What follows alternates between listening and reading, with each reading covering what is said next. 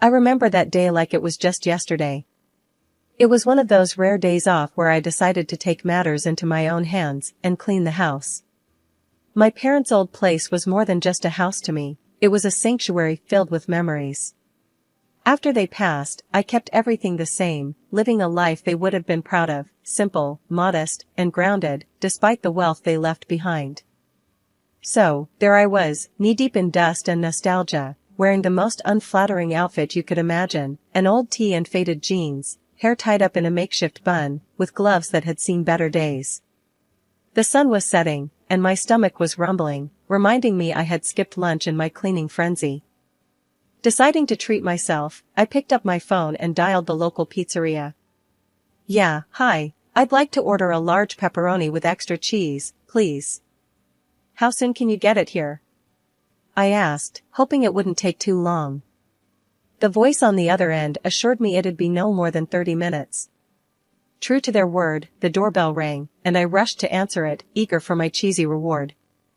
Standing on the doorstep was a young man, probably in his mid-20s, with a warm smile and a pizza box in hand. Evening, ma'am.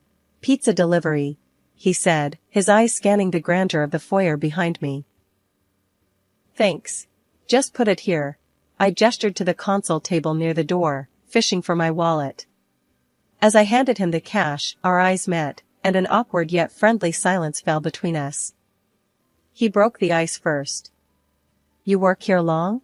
This place is massive, he asked, curiosity lighting up his eyes. I couldn't help but smile at the assumption. Something like that. I played along, not ready to reveal the whole truth. Owners are quite the characters, you know? Yeah? They must be loaded to live in a place like this. Must be nice, huh? He chuckled, shifting the pizza box under his arm. Suppose so, I replied, leaning against the door frame. They're not home much. Always traveling or caught up in work.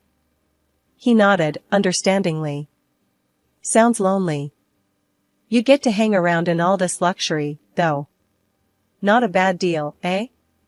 I laughed, a genuine, hearty laugh. Guess you could say that. Beats the hustle outside. We chatted for a few more minutes, him asking about the owners and me spinning tales that were half true. There was something about this guy, a sincerity mixed with curiosity, that made me want to keep talking. Hey, if you're not busy, maybe you'd like to grab a coffee sometime? You know, when you're not working, he ventured, a hopeful look in his eyes. I hesitated, not because I didn't want to, but because I knew this little game of pretend couldn't last forever. Sure, why not? Could use a friend around here, I found myself saying, surprising even me. Great. I'm Alex, by the way. He extended his hand, which I shook, feeling the warmth of his grasp. Emma, I introduced myself, deciding to stick to at least one truth tonight. After that first unexpected meeting with Alex, things started to pick up speed faster than I could have imagined. Our first coffee date turned into a series of meetups, each one more interesting than the last. It wasn't long before I found myself looking forward to our time together, enjoying the simplicity and authenticity of our conversations. It was a refreshing change from the usual circles I found myself in. One evening, as we were walking through the park after grabbing a bite from a food truck, Alex turned to me, his expression curious. Emma, you ever think about what it's like, living a life without all this? He gestured around, implying the modest surroundings compared to the grandeur of my home. I shrugged, keeping my response light. Sometimes, I guess. But it's not the place that makes the life, you know? It's the people, the experiences. He nodded, looking thoughtful. Yeah, I get that. Just seems like a different world from mine, is all. As days turned into weeks, our casual outings started to feel like something more. Alex was different, he didn't put on airs or try to impress with grand gestures. He was just himself, and that made me feel comfortable being me, or at least, the version of me I had presented to him. One night, we found ourselves at a local dive bar, the kind of place I'd never stepped foot in before meeting him. The atmosphere was lively, filled with the buzz of conversation and laughter. We squeezed into a booth, the dim lighting casting shadows over our table. "So, Emma," Alex started, a playful edge to his voice. "Ever think about ditching the fancy life and running away to a cabin in the woods? Just you, me, and nature?" I laughed, the idea so far from my reality, but oddly appealing. Run away to a cabin, huh? And leave all my responsibilities behind? Tempting, but I think I'd miss the chaos of my life. He leaned in, his gaze intense. "I'm serious. You ever just want to get away from it all? No expectations, no pressures?" I met his gaze, feeling a surge of honesty. "Yeah, I do. More often than you'd think. Sometimes I wonder what my life would have been like if things were different, simpler." Alex reached across the table, taking my hand in his. "Emma, whatever life you've got waiting for you out there, I want you to know I'm here for you. Doesn't matter if it's a mansion or a cabin in the woods. I like you for you." It had been a few months since Alex and I started seeing each other. Our relationship, built on a foundation of supposed simplicity and modest living, was about to face its first real test. I had danced around the truth of my identity for too long, and the weight of the lie was becoming unbearable. It was time to come clean, to reveal the world I actually came from. But how do you tell someone you've been lying to them about who you are since the day you met? I decided to invite Alex over for dinner at my place, well, the mansion that he thought belonged to my employers. It was the setting of our first encounter and, in my mind, the fitting place for my confession. As I prepared dinner, my thoughts raced. How would Alex react? Would he see me as a liar, or would he understand why I did it? The doorbell rang, snapping me out of my reverie. It was showtime. "Hey, Alex. Come on in," I greeted him, trying to sound as normal as possible. "Wow, your bosses must really trust you to have you host dinner in their mansion," Alex joked as he stepped inside, looking around. I chuckled nervously. "Yeah, about that. Why don't we sit down? Dinner's almost ready." We made small talk as we settled at the dining table, the elaborate spread in front of us a stark contrast to our usual low-key dates. Alex seemed to sense something was off, his usual cheerful demeanor replaced with a look of concern. "Emma, what's going on? You've been acting weird all evening," Alex finally said, setting down his fork. Taking a deep breath, I decided it was now or never. "Alex, there's something I need to tell you. Something important." He leaned in, attentive. "Okay, shoot." "The truth is," I began, my heart pounding, "this house, it's mine. And not just the house. The business I told you I work at? It's actually my company. I inherited it from my parents." For a moment, there was silence. Alex's expression was unreadable, a mixture of surprise, confusion, and something else I couldn't quite place. "You mean, you're rich?" he finally said, his voice a mix of disbelief and curiosity. "Yeah, I am. And I'm so sorry I didn't tell you sooner. I wanted to keep things simple. I wanted someone to like me for me, not my money," I explained, bracing myself for his reaction. Alex sat back, processing the news. "Wow, that's a lot to take in. So, every time we talked about your bosses, you were actually talking about yourself?" I nodded, feeling a lump form in my throat. "Yes. And I understand if you're mad or if you want to leave. I just couldn't keep lying to you." There was a long pause, during which I could almost hear my heart beating. Then, Alex reached across the table, taking my hand in his. "Emma, I won't lie and say I'm not shocked. But I'm not mad. I get why you did it. This world is full of people who would kill to be in your shoes, not for the responsibility, but for the perks. You wanted to avoid that, to find something real. I respect that," he said, his gaze sincere. I felt a wave of relief wash over me, mixed with a twinge of guilt for ever doubting him. "Really? You're not upset?" Alex shook his head. "No. I like you, Emma. Not your money, not your mansion. You. This doesn't change how I feel. His words were like a balm to my frayed nerves. The fear of rejection, of judgment, melted away, leaving a sense of hope and newfound trust between us. Thank you, Alex. That means everything to me, I said, feeling a weight lift off my shoulders. We spent the rest of the evening talking openly about my life, my family, and the business. I shared stories I had never told anyone, feeling a connection to Alex that went deeper than before. After I let Alex into the real world of my wealth, things took a turn I didn't expect. He was all in, more than I ever dreamed. One evening, out of the blue, he dropped the question that would change everything. "Marry me, Emma," he said, his eyes shining with something fierce.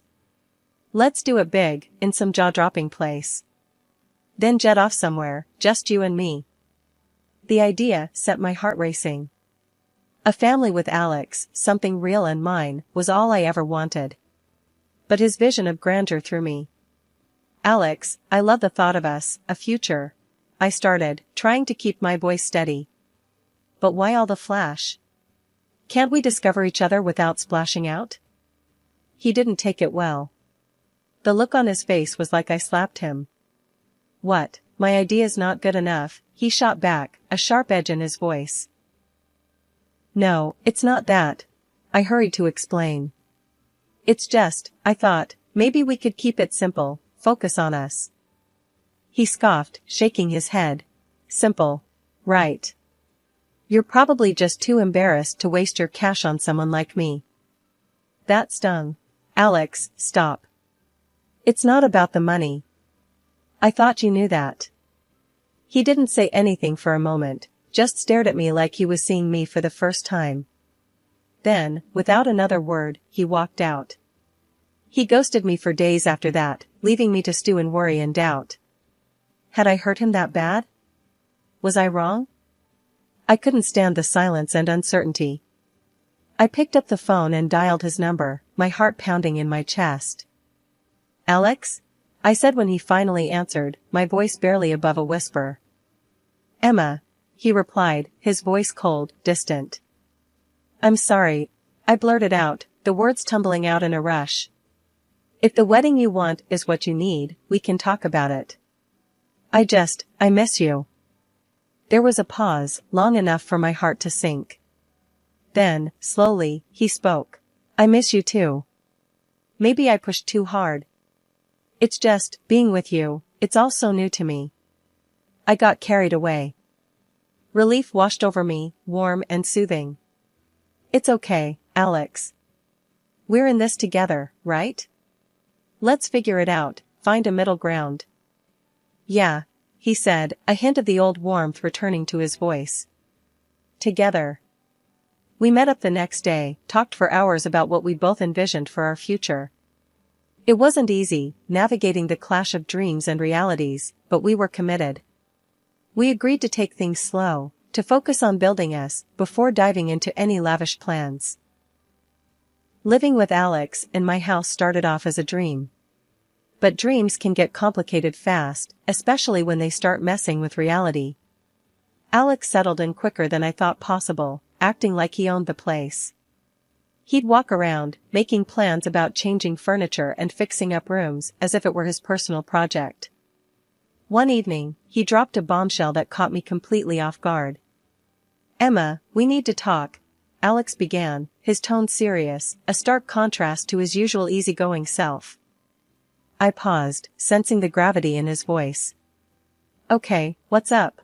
I asked, trying to keep my voice light. He took a deep breath, then let it out, slowly. "I've been thinking, about us, about how people see us. I know what it looks like, me moving into your place, all this." He gestured around, encompassing the luxury of the house in one sweeping motion. I frowned, not liking where this was heading. "What about it?" I asked, a defensive edge creeping into my voice. "It's just, I don't want anyone thinking I'm with you for the money, for the house. It makes me feel like a total jerk," he admitted, looking down at his hands. I softened, understanding his concern but unsure of the solution. Alex, you know that's not true. Why does it matter what anyone else thinks? Because it does, Emma. To me, it does. He shot back, frustration lacing his words. I need to know that you trust me, really trust me. And I do, Alex. But what are you getting at? I pressed, a sense of unease growing in my stomach. He looked up, his eyes meeting mine with a resolve I hadn't seen before. I want us to sign a prenup. I'll give up any claim to your property, your money. I don't want a penny if things don't work out. The suggestion took me aback. A prenup? I echoed, the idea swirling in my head. Yeah, a prenup. But there's more, he continued, hesitating before plunging ahead. I think you should give me half of the house. Before the wedding. So I can feel like it's really our home, not just me living in your shadow. The request hit me like a ton of bricks. Give you half of the house? Alex, are you serious? I asked, my voice rising in disbelief. He nodded, earnestly. Yes, I'm serious. It's the only way I'll feel like I'm not just some charity case you're taking care of. I need to feel like an equal in this relationship. The conversation spiraled from there, his words echoing in my head long after we'd stopped talking. The idea of giving Alex the house, of proving my trust in such a tangible, irreversible way, felt daunting. Yet, his plea tugged at my heartstrings. He was convincing, passionate even, about making this work, about us being equals. In a moment of emotional turmoil, I agreed. Okay, Alex.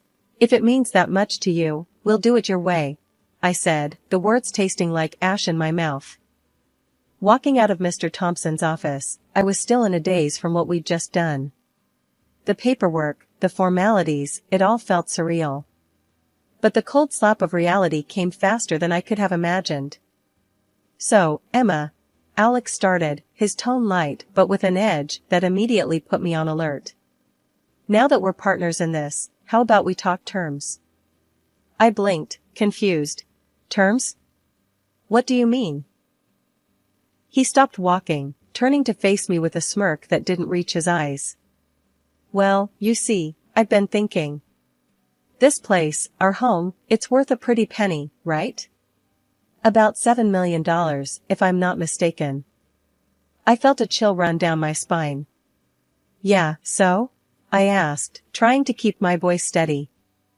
So, I figure my half is worth about $3.5 million.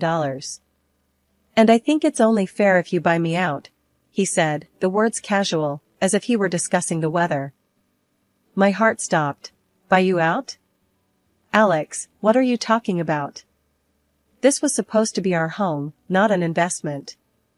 He laughed, a sound that made my stomach turn. Our home? Please, Emma, don't be so naive. I saw an opportunity, and I took it. You can't blame me for playing it smart. I could feel the tears welling up, betrayal mixing with disbelief. But, you said you loved me. That this was about us starting a life together. Love? He scoffed, shaking his head. This was about securing my future, and thanks to you, it's looking pretty bright. I was reeling, each word a blow to my heart. How could you do this to me? Alex waved the property documents in front of my face, his smile cruel. Because, Emma, you made it so easy. I mean, who signs over half their house to someone without a second thought? You really are a fool. The words cut deeper than any knife. I stood there, frozen, as he continued to mock me, laughter echoing off the walls of the world we had built together, a world that was crumbling around me. You'll regret this, I finally managed to say, my voice a whisper. He stopped laughing, his gaze cold and calculating. I doubt it. But hey, if you want to keep living in your precious house, you know what it'll cost you. With that, he walked away, leaving me alone with the ruins of my trust and love. In that moment, I knew I had made a monumental mistake, one that would change the course of my life forever. But as the initial shock faded, replaced by a burning anger and determination, I vowed to fight back. Alex may have thought he won, but this was far from over. Walking back into Mr. Thompson's office felt like stepping into a safe haven after being out in a storm. The look on his face told me he'd been expecting this mess from the get-go. "Mr. Thompson, I've messed up big time," I blurted out, barely able to keep my composure. He gestured for me to sit, his demeanor calm and collected. "Tell me everything, Emma." And so, I did. Every sordid detail spilled out, my voice shaky but determined. When I finished, Mr. Thompson didn't seem surprised. Instead, he looked thoughtful, almost as if he'd anticipated this all along. "Emma, there's something you should know about your father's will," he began, his tone serious. "He made it clear that the house would be yours, fully and completely, but only after you're married. Since that hasn't happened, legally, the transaction you made with Alex holds no water." I sat there, stunned, as his words sunk in. "So, you're saying, the house is still mine? Alex has no claim to it?" "Exactly," Mr. Thompson confirmed, a slight smile on his face. "Your father was a wise man. He protected you, even from beyond." Relief washed over me, followed by a surge of righteous anger. I want to make Alex regret ever trying this. "Is there anything we can do?" Mr. Thompson leaned back in his chair, tapping a pen against his chin. "Well, there's the matter of taxes. If he were the legal owner, he'd be responsible for a hefty sum in property and land taxes. Not to mention, there are restrictions on selling or transferring his share within 3 years of acquisition." A plan began to form in my mind, and with Mr. Thompson's guidance, I knew exactly what to do. I didn't waste any time. Picking up my phone, I dialed Alex, my heart pounding with a mix of nervousness and exhilaration. "Alex, we need to talk about the house," I said, my voice steady. He sounded cautious, but smug. "What about it, Emma?"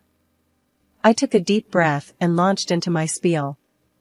"According to the law, you're now on the hook for a massive amount in property taxes. And let's not forget the land tax.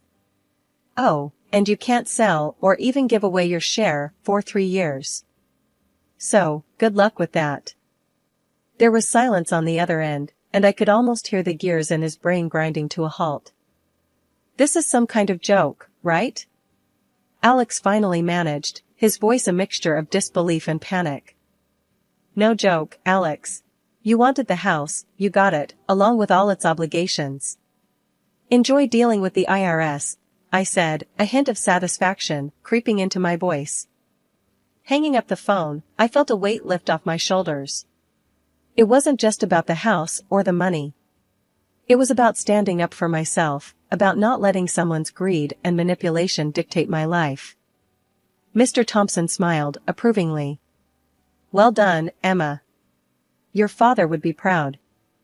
That evening, just as the sun dipped below the horizon, casting long shadows across the front yard, Alex showed up at my door, a look of desperation plastered across his face. The air between us was thick with tension, the kind that makes your skin crawl. "Emma, listen, I'm sorry," he stammered, avoiding eye contact. "I think you got it all wrong. About the house, the taxes. I need help." I couldn't help but let out a laugh, not because anything was funny, but because of the audacity. The nerve of him, showing up like this after everything. "Sorry? You think a simple sorry is going to cut it after what you pulled?" He shuffled uncomfortably, his eyes darting around, looking for any sign of sympathy. The taxes, Emma. They're going to bury me. You know I can't afford them." Standing there, watching him squirm, a sense of empowerment washed over me. I reached into my pocket, pulling out the documents, the very ones that could have sealed my fate to his. "You want to know about taxes? Let me show you something." With a dramatic flourish, I tore the documents into shreds, letting the pieces flutter to the ground like the first snow of winter. "There. Consider yourself saved from the taxes. This deal? It was never valid. We're not married, Alex. You never had a claim to my house. My dad made sure of that. You're free to go, Free from any taxes this house might have saddled you with. The look on his face was priceless, a mix of confusion, relief, and something else, defeat, maybe. He was speechless, his mouth opening and closing like a fish out of water. But, Emma, he started, but I wasn't having any of it. No buts, Alex. It's over. And just to be clear, I said, stepping closer, my voice low but fierce, if I see you around here again, I'm calling the cops. Got it? He nodded, a defeated slump to his shoulders, then turned and walked away, his steps heavy with the weight of his failed scheme. Watching him go, I felt a chapter of my life closing, one I was all too happy to end. As I gathered his belongings, dumping them unceremoniously on the curb, a promise to myself took shape in my mind. Never again would I let myself be so blinded by love or anything else that I ignore the glaring warning signs. I had learned my lesson, a costly one, but one that would guide my steps moving forward.